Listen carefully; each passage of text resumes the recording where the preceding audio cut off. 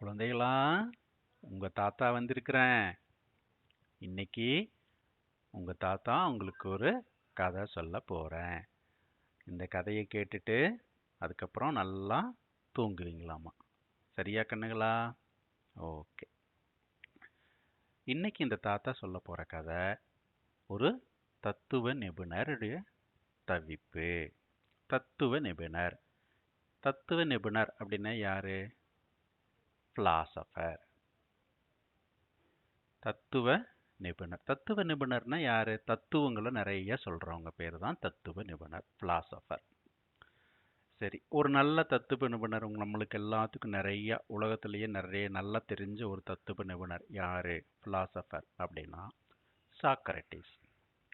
இவர் கிரேக்க நாட்டுல வாழ்ந்த ஒரு தத்துவ நிபுணர்.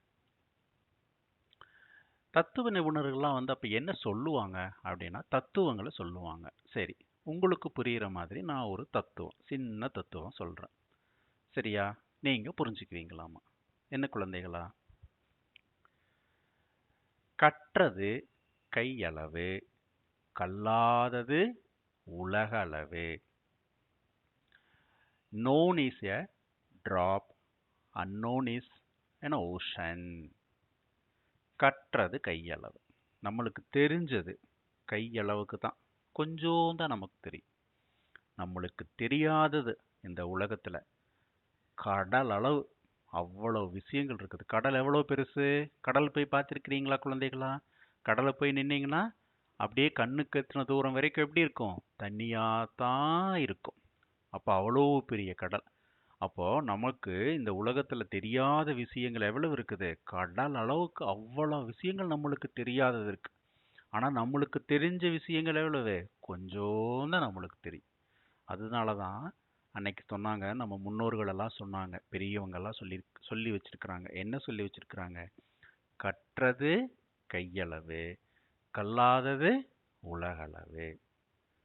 known is a drop, unknown is an ocean. இது ஒரு தத்துவம் இல்லையா? இந்த மாதிரி தத்துவங்களை நிறைய சொல்றவங்களுக்கு பேர் தான் தத்துவ நிபுணர்கள், பிலாசபர்ஸ் அப்படின்னு சொல்லுவோம். இந்த சாக்ரட்டிஸ் அவரெல்லாம் கிரேக்க புகழ் பெற்ற ஒரு தத்துவ நிபுணர். சரி, இப்ப தத்துவ நிபுணர் அப்படின்னா யாரு அப்படின்னு நம்மளுக்கு புரிஞ்சிருச்சு இல்லையா குழந்தைகளா? இப்போ கதைக்கு போவோம். இந்த கதையில இந்த கதை திரும்பவும் தெனாலிராமனோட கதை தான். விஜயநகர பேரரசு அப்படிங்கிற ஒரு பெரிய பேரரசு இருந்தது. அந்த பேரரசுக்கு யார் அரசர் அப்படின்னா கிருஷ்ணதேவராயர் அப்படிங்கிறவர் தான் அந்த விஜயநகர பேரரசனுடைய பேரரசர். அவருடைய அவையில நிறைய அமைச்சர்கள், அதிகாரிகள் இப்படி நிறைய இருந்தாங்க. அங்க தெனாலிராமன் அப்படிங்கிறவர் ஒரு விகட கவியா இருந்தார். என்னவா இருந்தாரு? விகட கவியா இருந்தார். விகட கவி அப்படின்னா அரசரை அப்பப்ப அவரை சிரிக்க வைக்கிறது, அவருக்கு ஏதாவது ஜோக் சொல்லி அவரை சிரிக்க வச்சு அவரை சந்தோஷமா வச்சுக்கிறது, இந்த மாதிரி வேலைகள் எல்லாம் செய்ய வரவங்களுக்கு பேர் விகட கவி. இந்த விகட கவி அப்படிங்கிற பேர்லயே பாத்தீங்கன்னா, இந்த விகட கவி அப்படிங்கறத நீங்க தமிழ்ல எழுதுங்க பார்க்கலாம். வி க ட க வி, விகட கவி. இது திருப்பி எழுதுங்க. கடைசி எழுத்த முன்னாடி போட்டு முதல் எழுத்தா மாத்தி இப்படி திருப்பி எழுதுங்க. ரிவர்ஸ்ல எழுதி பாருங்க, உங்களுக்கு அதே விகட கவி அப்படிங்கறதே தான் கிடைக்கும். ஸோ விகட கவி அப்படிங்கிற பேரே, ஒரு வார்த்தையே பார்த்தீங்கன்னா திருப்பி நீங்க எழுதுனீங்கனாலும் திரும்ப அதே விகட கவி அப்படின்னே தான் வரும். ஸோ விகட கவி அப்படிங்கிறவர் யாருன்னா, அரசரை அப்பப்ப எதையாவது சொல்லி அவங்களுக்கு கேளிக்கைகள், சில மகிழ்ச்சிகளை கொடுத்து அவங்கள, அரசர்களை மகிழ்ச்சியா வச்சுக்கிறவங்களுக்கு பேர் தான் விகட கவி. தெனாலிராமனும் இந்த விஜயநகர பேரரசர்கிட்ட, கிருஷ்ணதேவராயர்கிட்ட விகட கவியா வேலை செஞ்சுக்கிட்டு இருந்தவர். அப்போ ஒரு அரசர் அப்படின்னு ஒரு இருந்தாங்க அப்படின்னா அவங்கள பார்க்கறதுக்கு நிறைய பேர் வருவாங்க. அங்க அவங்களுடைய திறமைகளை எல்லாம் அரசருக்கு முன்னாடி செஞ்சு காட்டுவாங்க, இல்ல சொல்லி காட்டுவாங்க. அரசர் வந்து அதையெல்லாம் கேட்டுட்டு பார்த்துட்டு அவங்களுக்கு வந்து தக்க சன்மானம் சில பரிசுகளை எல்லாம் வந்து கொடுப்பார். அதை வாங்கிட்டு போய் அவங்க வந்து என்ன பண்ணுவாங்க, சிறப்பா வாழ்வாங்க. ஸோ அந்த மாதிரி தான் ஒரு நாள் இந்த விஜயநகர பேரரசுக்கு ஒரு தத்துவ நிபுணர் பிலாசபர் வர்றார். இந்த பிலாசபர் வந்து என்ன பண்றாரு அப்படின்னா அரசரை பார்க்கறாரு. அப்போ வந்து அரசர்கிட்ட போய் சொல்றார், நான் வந்து ஒரு தத்துவ நிபுணர், நான் உங்களுக்கு நிறைய தத்துவங்களெல்லாம் சொல்றேன். அந்த தத்துவங்களை எல்லாம் வந்து நீங்க கேட்டீங்கன்னா உங்களுக்கு மன மகிழ்ச்சியா இருக்கும். நிறையா வந்து அதுல வந்து ஆஹ், பொருள் பொதிந்த, அதாவது நிறைய உங்களுடைய வாழ்க்கைக்கு தேவையான அர்த்தங்கள் நிறைந்த தத்துவங்கள் நிறைய என்கிட்ட இருக்குது, நான் உங்களுக்கு சொல்ல போறேன் அப்படின்னு சொல்லிட்டு அரசர்கிட்ட சொல்றார். ஓ அப்படியா அப்படின்னு கேட்டுட்டும் அரசர் வந்து, ஏன்னா தத்துவ ஞானிகள் அப்படின்னு சொன்னாலே அவங்க எல்லாமே வந்து கொஞ்சம் அறிவுல வந்து சிறந்து விளங்குறவங்க, நிறைய புத்தகங்கள் படிச்சிருப்பாங்க, நிறைய அனுபவ அறிவு பெற்றிருப்பாங்க, நிறைய புத்தக அறிவு பெற்றிருப்பாங்க. ஸோ அந்த மாதிரி இருக்கிறவங்க கிட்ட பேசுறதே வந்து நம்மளுக்கு வந்து கொடுத்து வச்சது. அவங்க கிட்ட ஒரு 5 நிமிஷம் நம்ம பேசினாலே நம்மளுக்கு நிறைய விஷயங்கள் வந்து தெரிய வரும். நம்மளுக்கு தெரியாத விஷயங்கள் நம்மளுக்கு தெரிய வரும். அப்ப அதனால தத்துவ நிபுணர், சைக்காலஜி, பிலாசபர் அப்படின்னாலே நம்ம வந்து என்ன பண்ணுவோம்னா, ஓ பெரிய ஆள் இவரு, நம்ம இவர்கிட்ட நிறைய தெரிஞ்சுக்கலாம் கத்துக்கலாம் அப்படின்னு நினைப்பாங்க யாரா இருந்தாலுமே. அதே மாதிரி தான் அரசர் என்ன பண்ணிக்கிறாரு, சரி இவர்கிட்ட இருந்து நம்ம நிறைய தெரிஞ்சுக்கலாம் அப்படின்னு சொல்லிட்டு, நீங்க நாளைக்கு வந்து அரசவைக்கு வாங்க. அப்ப வந்து நானு, மூத்த அமைச்சர்கள், அதிகாரிகள் இப்படி பல பேர் இருப்பாங்க. உங்க தத்துவங்களை எல்லாம் வந்து நீங்க அரசவையில சொன்னீங்க அப்படின்னா, என்னுடைய ஆட்சியில இருக்கக்கூடிய அமைச்சர்கள், அதிகாரிகள் எல்லாரும் உங்களுடைய அறிவை வந்து கேட்டுக்குவாங்க அப்படின்னு சொல்லி சொல்றாரு. ஓ அப்படியா, எனக்கு வந்து மற்றற்ற மகிழ்ச்சி, எனக்கு ரொம்ப மகிழ்ச்சி, நான் நாளைக்கே வர்றேன் உங்க அரசவைக்கு அப்படின்னு சொல்லி சொல்றாரு. உடனே அரசர் வந்து, சரி நாளைக்கே வந்து நீங்க வந்து பேசுவீங்களாமா எங்க அரசவையில, இன்னைக்கு வந்து நீங்க போய் இந்த மாளிகையில ரெஸ்ட் எடுத்துக்கிட்டு நாளைக்கு காலையில வாங்க, நம்ம அரசவையில பேசலாம் அப்படின்னு சொல்லி போட்டு ஆட்களை அனுப்பிச்சு அவர் போய் அரசவையில அங்க பேலஸ்ல பேலஸ்ல அரண்மனையில தங்கறதுக்கு ஏற்பாடெல்லாம் பண்ணி கொடுத்து அவரை தங்க வச்சுக்க சொல்றாங்க. அரசர் சொல்லிடுறாரு. ஸோ தத்துவ நிபுணரும் போய் அன்னைக்கு நைட்டெல்லாம் அங்கேயே அரண்மனையிலேயே தங்கி நல்லா சாப்பாடெல்லாம் சாப்பிட்டு ரெஸ்ட் எடுத்துட்டு காலையில் எந்திரிச்சு குளிச்சு ரெடியாகி அரசவைக்கு வர்றாரு. அரசர்கள், மற்ற அதிகாரிகள், அமைச்சர்கள் இப்படி எல்லாரும், தெனாலிராமன் உள்பட எல்லாரும், பொதுமக்களுக்கும் சில பேர்த்துக்கு வந்து அனுமதிப்பாங்க. பொதுமக்களும் வந்து அரசவையில் என்ன நடக்குது அப்படிங்கிறத வந்து பொதுமக்களும் போய் அங்கே முன்னாடி உட்காந்தோ அல்லது நின்னோ கேட்டுக்கலாம், என்ன நடக்குது அப்படின்னு பார்த்துக்கலாம். ஸோ அந்த மாதிரி வந்து பொதுமக்களும் சில பேர், பல பேர் இந்த மாதிரி அன்னைக்கு வர்றாங்க. எல்லாரும் வந்துட்டாங்க. இப்போ அரசர் வந்து என்ன பண்ணுறாருன்னா, முதல் வேலையாக நம்ம என்ன பண்ணலாம்னா, இன்னைக்கு ஒரு புது தத்துவ நிபுணர் நம்ம இதுக்கு வந்திருக்கிறாரு, அவரை கூப்பிடுங்க. அவரை கூப்பிட்டு ஃபஸ்ட்டு பேச சொல்லுங்க. அவர் பேசட்டும், அவருடைய அந்த அறிவையெல்லாம் வந்து நம்ம எல்லாம் கேட்டுக்கலாம் அப்படின்னு சொல்லி சொல்றார். அப்போ உடனே வந்து தத்துவ நிபுணருக்கு வந்து ரொம்ப மகிழ்ச்சி ஆகிறது. அரசர் வந்து இந்த மாதிரி சொன்ன உடனே, ஒரு நிறைய நல்லா படித்த ஒருத்தரை நல்லா இப்படி பேசுகிறவரை வந்து அரசர் வந்து நல்லா வந்து கௌரவிக்கிறாரே, அவரை வந்து மரியாதை கொடுக்குறாரே, தகுந்த மரியாதை வந்து அரசர் வந்து படித்தவங்களுக்கும் அறிவில் சிறந்தவங்களுக்கும் மரியாதை கொடுக்குறாரே அப்படின்னு சொல்லி அந்த தத்துவ நிபுணர் என்ன பண்ணுறாரு, ரொம்ப மகிழ்ச்சியாகி நான் வந்து பேச வர்றேன் அப்படின்னு சொல்லி போட்டு அவர் எந்திரிச்சு முன்னாடி வந்து அரசருக்கு முன்னாடி நிற்கிறார். இப்படி வந்து அரசருக்கு முன்னாடி நின்றுக்கிட்டு அவர் நிறைய தத்துவங்களை ஒன்னொன்னா சொல்றார், அவருக்கு தெரிஞ்ச தத்துவங்கள். அரசரும் இதை எல்லாத்தையும் கேட்குறாரு. அங்கே இருக்கிறவங்களை எல்லாரும் இந்த தத்துவங்களை கேட்குறாங்க. எல்லாமே வந்து நல்ல தத்துவங்கள், நல்ல நல்ல அறிவு பூர்வமான தத்துவங்கள் இதெல்லாம் வந்து சொல்றார். எல்லாத்தையும் கேட்டுக்கிட்டு இருக்கிறாங்க. அப்போ ஒரு ஒரு சமயம் என்ன பண்றாருன்னா, இந்த தத்துவ நிபுணர் என்ன சொல்றாருன்னா, நம்ம வந்து கண்ணால காண்பது, கண்ணால பார்க்கறது, அப்புறம் நம்ம நாவினால் வந்து சுவைப்பது, மூக்கினால வந்து மோந்து பார்க்கறது, நுகர்வது, இப்படி எல்லாமே நாம வந்து அனுபவிக்கிறதா தான் தோன்றுமே தவிர நம்ம செய்யற ஒண்ணுமே வந்து அது செயல்களாக பிரம்மதானே தவிர்த்து அது உண்மையில அப்படி இல்லை அப்படின்னு சொல்லி ஒரு தத்துவமா சொல்றார். என்ன சொல்றாரு? நம்ம வந்து கண்ணால பார்க்கறது, காதால கேட்கறது, அப்புறம் மூக்குனால நுகர்ந்து பார்க்கறது. வாசங்களை வந்து நம்ம மூக்கு தெரியும் இல்லையா? அது. அப்புறம் வந்து நம்மளுடைய நாவினுடைய சுவை. சாப்பாடு சாப்பிட்டோம்னா நம்ம நாவில் வெளி சுவை தெரியும் இல்லையா? இனிப்பு சுவை, கார சுவை, புளிப்பு சுவை, இந்த மாதிரி சுவைகள்லாம் தெரியுமா? இதெல்லாமே வந்து ஒரு பிரம்ம தான். இதெல்லாம் வந்து உண்மை கிடையாது அப்படின்னு சொல்லிட்டு சொல்றார். இதைய உன்னிப்பா கேட்டுக்கிட்டு இருந்த தெனாலிராமனுக்கு உடனே இது எப்படி கரெக்ட் ஆகும்? இது தப்பு தானே.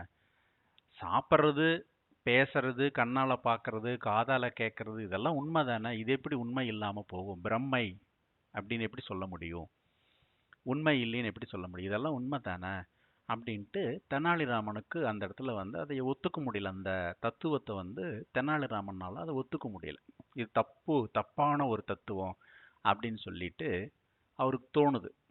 உடனே என்ன பண்றாரு தெனாலிராமன் எந்திரிச்சு, ஐயா, நான் வந்து இந்த கருத்திலிருந்து முரண்படுறேன், டிஸ்அக்ரி ஆகிறேன், எனக்கு இதுல வந்து சம்மதம் இல்லை, இந்த கருத்துல எனக்கு உடன்பாடு இல்லை, இந்த கருத்து எனக்கு ஒத்து போகல அப்படின்னு சொல்லிட்டு சொல்றார். அப்ப அந்த தத்துவ நிபுணர் வந்து எப்படி சொல்றீங்க அப்படின்னு சொல்லி கேட்கிறார். நீங்க என்ன சொல்றீங்கன்னா, கண்ணால பார்க்கறதும் உண்மை கிடையாது, காதால கேட்கறதும் உண்மை கிடையாது, நாவினால் சுவைப்பதும் உண்மை கிடையாது, இப்படி சொல்றீங்க. இது தப்பு தானே அப்படின்னு சொல்லி, இது உண்மை இல்லையல்ல, இது தப்பு தானே அப்படின்னு சொல்லிட்டு தெனாலிராமன் திரும்பவும் அவர்கிட்ட கேட்கிறார். அப்போ அந்த தத்துவ நிபுணர் வந்து திரும்பவும் சொல்றாரு, இல்லை இல்லை, நீங்க கண்ணால காண்பதும் தப்பு, கண்ணால காண்கிறது எல்லாமே வந்து உண்மை ஆகாது, காதால கேட்பது எல்லாமே வந்து உண்மைன்னு ஆகாது, நாக்கினால் சுவைப்பது எல்லாமே உண்மைன்னு ஆகாது அப்படின்னு சொல்லி திரும்பவும் அவருடைய வாதத்தை சொல்றாரு. அப்படியா, சரி, இல்லை, இதை நான் வந்து தப்புன்னு நாளைக்கு நான் உங்களுக்கு நிரூபிக்கிறேன் அப்படின்னு சொல்லி தெனாலிராமன் சொல்றார். அப்ப அரசர் வந்து, என்ன தெனாலிராமா, நீ எப்படி இதை சொல்ற தப்பு அப்படின்ட்டு, உன்னால நிரூபிக்க முடியுமா இதைய? நீ சொல்ற மாதிரி நாளைக்கு நிரூபிக்கிறேன்னு சொல்ற இல்லையா, நாளைக்கு உன்னால கண்டிப்பா நிரூபிக்க முடியுமா அப்படின்னு சொல்லி அரசரும் தெனாலிராமன் கிட்ட திருப்பி ஒரு முறை கன்ஃபார்ம் பண்றதுக்காக கேட்கிறாரு. அப்போ தெனாலிராமன் சொல்றாரு, ஐயா ராஜா, கண்டிப்பா நான் உங்களுக்கு நாளைக்கு இதைய நிரூபிச்சு காட்டுறேன், இது தப்பு அப்படின்ட்டு. எனக்கு நாளைக்கு ஒரு சான்ஸ் கொடுங்க நீங்க அப்படின்னு சொல்லி தெனாலிராமன் அரசர்கிட்ட கேட்கிறாரு. சரி, அரசர் வந்து என்ன பண்றாரு, தத்துவ ஞானிகிட்டையும் கேட்கிறாரு, என்ன இதுக்கு நீங்க ஒத்துக்கிறீங்களா அப்படின்ட்டு. உடனே தத்துவ ஞானி இருந்துக்கிட்டு, இல்லை, நான் நாளைக்கு வந்து என்னால் முடியாது, இன்னைக்கே எனக்கு வந்து இதைய வந்து ப்ரூஃப் பண்ணி காட்ட சொல்லுங்க, நான் சொல்ற தப்புங்கிறத இன்னைக்கே அவரை வந்து எனக்கு ப்ரூஃப் பண்ணி காட்ட சொல்லுங்க அப்படின்னு சொல்லி சொல்றார். அப்ப அரசர் வந்து தெனாலிராமனை கூப்பிட்டு கேட்கிறாரு, என்னப்பா இன்னைக்கே நீ அவருக்கு வந்து இதைய பண்ணி காட்டிடுறியா அப்படின்னு சொல்லிட்டு. சரிங்க அப்படின்ட்டு, நீங்க வந்து இன்னைக்கு ராஜா வந்து நான் தாழ்மையோட கேட்டுக்கிறேன், இன்னைக்கு வந்து ஒரு விருந்துக்கு ஏற்பாடு பண்ணுங்க அப்படின்ட்டு. எல்லாத்துக்கும், இங்க இருக்கிறவங்க எல்லாத்துக்கும் ஒரு விருந்துக்கு ஏற்பாடு பண்ணுங்க, குறிப்பா வந்து தத்துவ ஞானி வந்து விருந்துக்கு வரணும் அப்படின்னு சொல்லி சொல்றாப்படி. இவ்வளவுதானே, உடனே செஞ்சுட்டா போகுது அப்படின்ட்டு ராஜா என்ன பண்றாரு, அரண்மனை வேலையாட்களை கூப்பிட்டு, இன்னைக்கு நைட்டுக்கு வந்து ஒரு விருந்து ஏற்பாடு பண்ணுங்க, இதுல இவங்க எல்லாம் வந்து சாப்பிட்டோம் அப்படின்னு சொல்லி சொல்றாரு. அப்போ விருந்து டைம் வருது, விருந்துக்கு எல்லாம் ஏற்பாடு நடந்தாச்சு, விருந்துக்கு எல்லாம் ரெடி ஆகிட்டாங்க, எல்லாரும் வர்றாங்க, வந்து அந்த டைனிங் டேபிள்ல உட்கார்றாங்க. அப்ப தத்துவ ஞானியும் வந்து உட்கார்றாரு, அரசர் உட்கார்றாரு, தெனாலிராமனும் வந்து உட்கார்றாரு, மூத்த அமைச்சர்கள் எல்லாரும் வந்து, அதிகாரிகள் இப்படி எல்லாம் வந்து முக்கியமானவங்க எல்லாம் வந்து அந்த டைனிங் டேபிள்ல உட்காந்து சாப்பிட்றதுக்கு ரெடி ஆகுறாங்க. இப்போ இந்த தெனாலிராமன் வந்து எந்திரிச்சு, நான் இப்போ வந்து இதைய வந்து தப்புன்னு சொல்லி நான் உங்களுக்கு இதைய உறுதிப்படுத்துறேன், ஆனா அதுக்கு வந்து தத்துவ ஞானி வந்து நீங்க சாப்பிடக்கூடாது, உங்களுக்கு போடுற சாப்பாட்டை நீங்க வெறுமனே பார்த்துக்கிட்டு தான் இருக்கணும் அப்படின்னு சொல்லி சொல்றாரு. தத்துவ ஞானியும் வந்து ஓகே, அது அப்படியே ஆகட்டும், நான் சரி அப்படின்னு சொல்லி சொல்லிடுறாரு. அப்ப எல்லாத்துக்கும் இலை போடுறாங்க, வரிசையா ஒவ்வொரு பதார்த்தமா வந்து எல்லாத்துக்கும் இலையில வந்து பரிமாறுறாங்க. ஸ்வீட் வைக்கிறாங்க, காரம் வைக்கிறாங்க, அப்புறம் வந்து கூட்டு, பொரியல், இப்படி சாப்பாடு, இப்படி எல்லாமே வரிசையா எல்லாம் வைக்கிறாங்க. ஆனா தத்துவ ஞானி மட்டும் என்ன பண்றாரு? சாப்பிடாம அதை வேடிக்கை பார்த்துக்கிட்டே உட்கார்ந்துட்டு இருக்கிறாரு. தெனாலிராமன் மற்ற எல்லாத்தையும் வந்து நீங்க எப்பவும் போல சாப்பிடுங்க அப்படின்னு சொல்லிடுறாரு. ஸோ ராஜாவும் சாப்பிட்றாரு. மற்றவங்க அங்கே இருக்கக்கூடிய அத்தனை பேரும் வந்து அவங்களுக்கு பரிமாறப்பட்டதை எடுத்து எடுத்து நல்லா சாப்பிட்றாங்க, சுவைக்கிறாங்க. ரொம்ப டேஸ்டாக இருக்குது. எல்லாரும் அனுபவிச்சு சாப்பிட்றாங்க.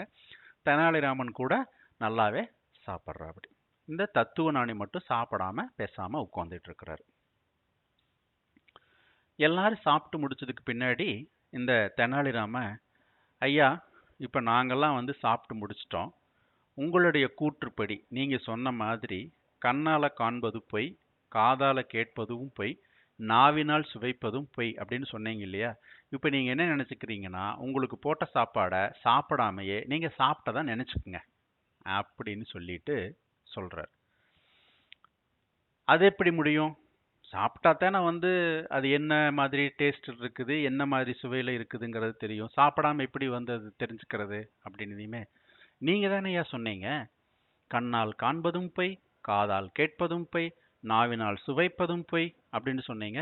இப்போ நீங்க வந்து சாப்பிடாதீங்க, சாப்பிடாமையே சாப்பிட்டேன்னு சொல்லி நினைச்சுக்குங்க அப்படின்னு சொல்லி எல்லாத்துக்கு முன்னாடியும் சொல்ல, உடனே அங்கிருந்து இவங்களுக்கெல்லாம் வந்து பக்குன்னு பகீர்னு அடிச்சிருச்சு. அடடடா, இவர் சொன்னது தப்பு தான். தெனாலிராமன் அவருக்கு கரெக்டா புரிய வச்சுட்டாப்படி அப்படின்னு சொல்லிட்டு எல்லாரும் என்ன பண்றாங்க, பயங்கரமா சிரிச்சுக்கிட்டு எல்லாரும் என்ன பண்றாங்க, தெனாலிராமனை பயங்கரமா பாராட்டுறாங்க. அதாவது தெனாலிராமன் என்ன சொல்றான், ஐயா தத்துவ நிபுணரே, நாம் சாப்பிடுவதும் கூட வெறும் பிரமைதானா? சாப்பிட்றதுன்னு நினைச்சுக்கிட்டு நீங்க சாப்பிடாம வேற இருக்கலாம் இல்லையா? சாப்பிடுவதற்கும் சாப்பிடுவதாக நினைப்பதற்குமே வேறுபாடு இல்லை அப்படின்னு தானே உங்களுடைய கூற்று இல்லையா? அப்படின்னு சொல்லிட்டு அவருக்கு வந்து திரும்பவும் வந்து அந்த அவர் சொன்ன அந்த தத்துவம் வந்து தப்புங்கிறத அவருக்கு வந்து திரும்பி தெளிவா எடுத்து சொல்லி அவரை வந்து ஒத்துக்க வைக்கிறார். தத்துவ ஞானி என்ன பண்றாரு, ஆமா தப்பு தான், சாப்பிட்றதுன்னு நினைக்கிறது வேற, சாப்பிட்றது வேற, அப்ப ரெண்டுமே வேற வேற தான். அப்ப நான் என்ன சொன்னேன்னா, சாப்பிட்றதும் சாப்பிட்ற மாதிரி நினைக்கிறதுமே வந்து ஒண்ணுதான் அப்படிங்கிற மாதிரி தானே நான் சொன்னேன். ஏன்னா நாவினால் சுவைப்பதும் பொய்யே அப்படின்னு தானே நான் சொன்னேன். கரெக்டு, என்னுடைய தத்துவம் வந்து தப்பு அப்படிங்கிறத நான் ஒத்துக்கிறேன் அப்படின்னு சொல்லிட்டு அந்த தத்துவ ஞானி என்ன பண்றாரு, தத்துவத்தை தப்பு அப்படிங்கிறத ஒத்துக்கிறார். தெனாலிராமன் என்ன பண்றாரு, அந்த நேரத்துல நல்லா வயிறு முட்டை சாப்பிட்டுட்டு ராஜா கிட்ட என்ன பண்ணிடுறாரு, பாராட்டும் வாங்கிக்கிறாரு. அங்க இருக்கிற ஒரே அந்த ஹால் இருக்கிறவங்க எல்லாரும் ஒரே ஆரவாரப்படுத்துறாங்க. தத்துவ நிபுணர் என்ன பண்றாரு, தத்துவ ஞானி தலையை கீழே போட்டுக்கிட்டு பேசாம எந்திரிச்சு போயிடுறாரு. தெனாலிராமனுடைய இந்த மாதிரி சின்ன சின்ன விஷயங்களை எல்லாம் பார்த்து ரொம்ப மகிழ்ச்சிக்கு உண்டான அரசர் என்ன பண்றாரு, கிருஷ்ணதேவராயர் அவருக்கு நிறைய பொற்கிளிகளையும் பொற்காசுகளையும் கோல்டு காயின்ஸை வந்து திரும்பவும் பரிசா கொடுக்கறாரு. கோல்டு காயின்ஸை பரிசா பெற்றுக்கொண்ட தெனாலிராமன் மகிழ்ச்சியா வீட்டுக்கு போறார். சரியா குழந்தைகளா? இந்த கதை உங்களுக்கு பிடிச்சிருக்கும் அப்படின்னு நினைக்கிறேன். இந்த கதையின் மூலமா நீங்க தத்துவ ஞானினா யாரு, அவங்க என்ன பண்ணுவாங்க அப்படிங்கிறதெல்லாம் உங்களுக்கு தெரிஞ்சிருக்கும். தத்துவ ஞானியே வந்து தெனாலிராமன் கிட்ட எப்படி மாட்டிக்கிட்டு முழிச்சாரு அப்படிங்கிறதையும் நீங்க தெரிஞ்சிருப்பீங்க. அப்போ நம்ம வந்து நம்மளுடைய காமன் சென்ஸை எப்பவும் கரெக்டாக நம்ம யூஸ் பண்ணோம்னா, எப்பேற்பட்ட பெரிய ஆளாக இருந்தாலும் படித்தவங்களாக இருந்தாலும் அவங்க தப்பு பண்ணாலும் நம்ம அதைய தப்பா இல்லையா அப்படிங்கிறத கரெக்டாக கண்டுபிடிச்சிக்க முடியும். அப்போ நீங்கள் வந்து எப்போவுமே எப்படி இருக்கணும், நிறைய காமன் சென்ஸோடு இருக்கணும். அப்போ தான் நம்மளால எது தப்பு எது கரெக்டு அப்படிங்கிறத கண்டுபிடிக்க முடியும். நம்ம எது தப்பு எது கரெக்டுங்கிறது நம்மளால கண்டுபிடிக்க முடிஞ்சதுன்னா நம்ம தான் வாழ்க்கையில் ஜெயிச்சவங்க ஆகிரும். சரியா குழந்தைகளா? இந்த கதை உங்களுக்கு ரொம்ப நல்லா பிடிச்சிருக்கும் அப்படின்னு நினைக்கிறேன். இந்த கதையை கேட்டுட்டு நீங்கள் இன்னைக்கு நைட்டெல்லாம் நல்லா தூங்குங்க. உங்கள் அத்தனை பேருக்கும் இந்த தாத்தாவோட இனிய இரவு வணக்கம்.